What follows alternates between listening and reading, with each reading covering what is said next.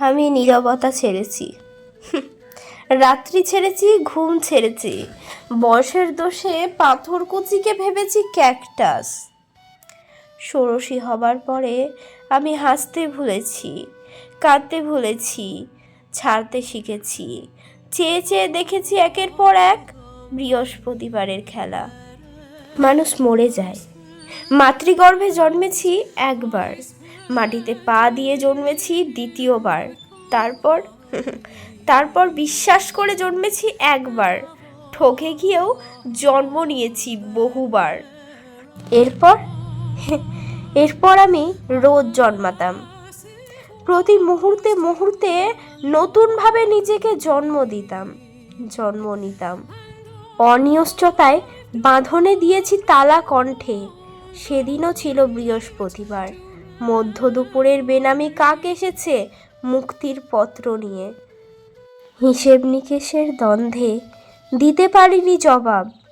আমি নীরবতা ছেড়েছি, রাত্রি ছেড়েছি, ঘুম ছেড়েছি।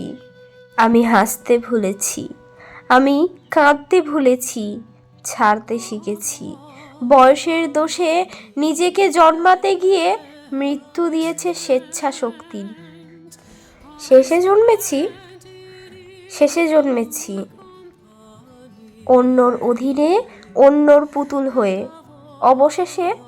অবশেষে আজও সেই খেলা চলে মহাকালের গর্ভে। নিঃসঙ্গতার কাঁধে চড়েছে একাকিত্ব। এখন যাচ্ছে দিন, নেমেছে বৃহস্পতিবারের সন্ধ্যা। আমার জায়গায় বসেছে মায়া, অন্য কামিনীর ছায়া।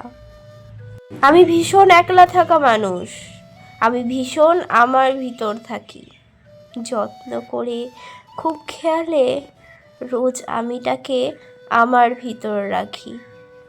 আমি ভীষণ অভিমানের মেঘ, আমি ভীষণ ক্লান্ত একা ভোর। কষ্টগুলো রোজ জমিয়ে ভাবি, সুখগুলো সব থাকুক না হয় তোর।